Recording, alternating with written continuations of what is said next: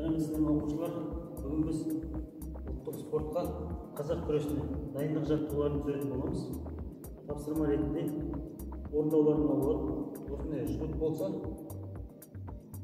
күрес түрлеріне қолданатын жаттығулардың барлығына жүгіріппен жаттығулар орындайды. Ең бірінші алғашқы үш қарапайым жаттығу. Алшақ тұрып, қол созылған бойда өзіңге қарай тартамыз. Қарсыласын тепе-теңдігіне шығаруға арналған жаттығулар. Орында орындаймыз. Осы жаттығуды қозғалыста орындаймыз.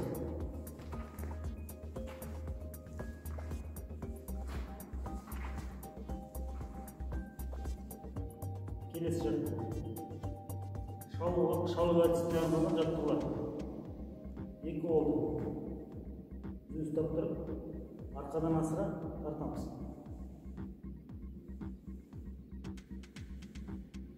Бұл жаттығуды қозғалыс кезінде орындап, аяқты қолданамыз.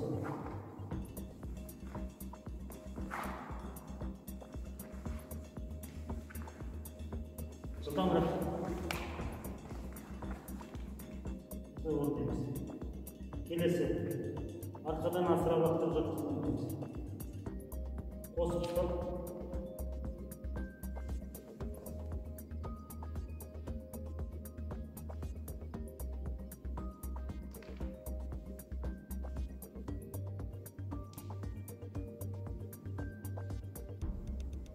келесі жаққа.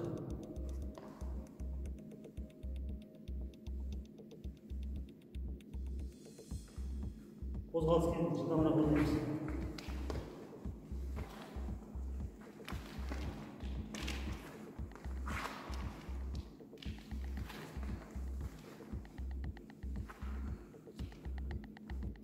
Үзіліс жасай отырып, 2-3 минут орындасақ болады.